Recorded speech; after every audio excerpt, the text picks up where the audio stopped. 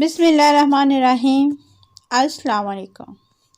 میرا نام عنبر فیض ہے۔ میں اس وقت یورپ کے ایک ملک کروشیا میں رہ رہی ہوں۔ میرے والد صاحب ایک گاؤں میں امام مسجد تھے۔ میری پیدائش کے 1.5 سال بعد میری ماں کی نفسی اور دنیاوی ہوس نے میرے والد صاحب کو خالق حقیقی سے جام میں لایا۔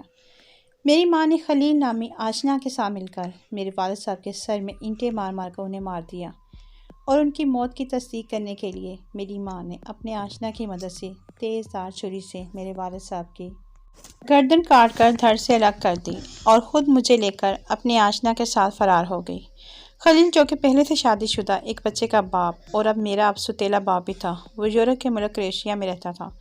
انتہائی عیاش پرست اور رئیس تھا۔ میری ماں نے اس کی دولت اور اپنے نفس کی ہوس سے متاثر ہو کر اسے اپنا جسم سونپ دیا تھا۔ قارئین کرام، یقین کریں، میری ماں نے مجھے اپنے منہ سے بتایا کہ ان کے پہلے شوہر یعنی میرے سگے والد صاحب، جو کہ امام مسجد تھے، انہوں نے شادی کی پہلی رات ہی مجھے سب سے پہلے عورت کے حقوق کی آیت با ترجمہ و تفسیر بتائی اور سکھائی تھیں۔ اس کے بعد واقعہ شب معراج کا ذکر کرتے ہوئے بتایا کہ حضور اکرم صلی اللہ علیہ وآلہ وسلم جب معراج شریف پر گئے تو انہوں نے جہنم میں مختلف عورتوں کو مختلف سزائیں ملتے دیکھا، اور ایک عورت جس کے چھاتی سے باندھ کر جہنم میں ڈالا گیا تھا، اس عورت کا جرم یہ تھا کہ وہ اپنے مرد کے بستر کو ایذا دیتی تھی، یعنی زنا کرتی تھی۔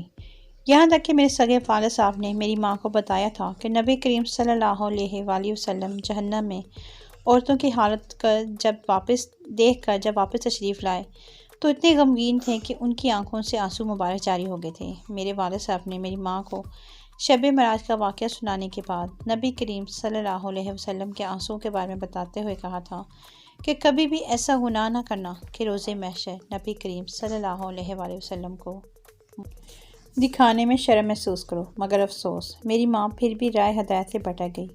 خلیل، جو کہ یورپ کے ملک کروشیا کے شہر زرگریب میں مقیم تھا اور چھٹی پر پاکستان آیا ہوا تھا، اس کی دولت، حسن سے متاثر اور اپنے نفس کے ہاتھوں مجبور ہو کر تمام شرعی احکام کو پسِ پش ڈال کر گناہ کبیرہ کرنے لگی۔ یہاں تک کہ جب بات میرے والد صاحب کو پتہ چلی تو انہوں نے میری ماں کو احادیث و آیات کے حوالے دیتے ہوئے سمجھایا کہ یا تو یہ گناہ کبیرہ چھوڑ کر راہ راست پر آ جاؤ یا پھر میں تمہیں طلاق دے دوں گا۔ مگر ماں نے طیش میں آ کر اپنے خلیل نامی آشنا سے مل کر پہلے میرے والد صاحب کے سر میں اینٹیں مار مار کر انہیں موت کے گھاٹ اتارا۔ اس کے بعد ان کی موت کا یقین کرنے کے لیے ان کا سر تیز دھار چھری کی مدد سے الگ کر دیا۔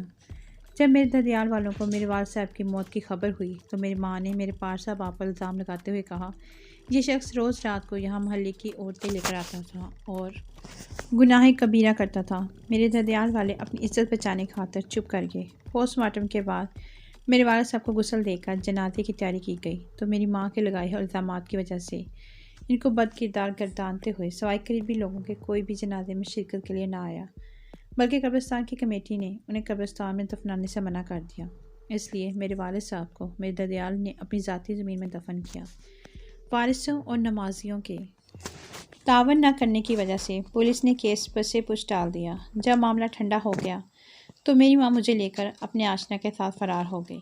بعد ازاں جعلی نکاح نامے کے ذریعے خلیل کے ساتھ کروشیا چلی گئی۔ خلیل نے میری ماں کی آمد کی کانو کان بھی اپنی دوسری بیوی کو خبر نہ ہونے دی۔ جب خلیل کی جسمانی اور نفسانی ہوس مٹ گئی تو اس نے میری ماں کو کلب میں کام کرنے پر مجبور کرنا شروع کر دیا۔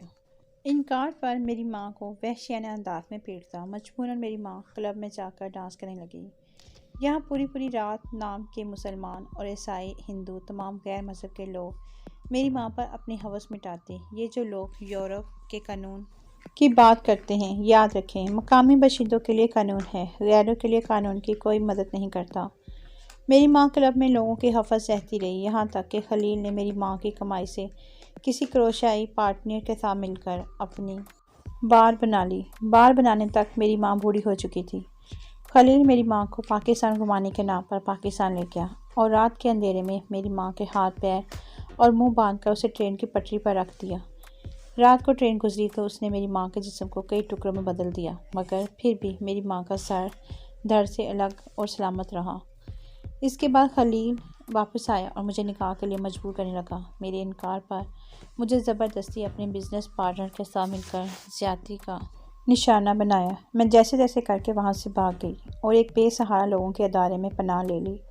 خلیل کی اپنے بزنس پارٹنر سے کسی بات پر لڑائی ہوئی تو خلیل کو اس نے مار کر قتل خلیل کے بہت سارے جسمانی اعضاء نے کارا بنا دیا۔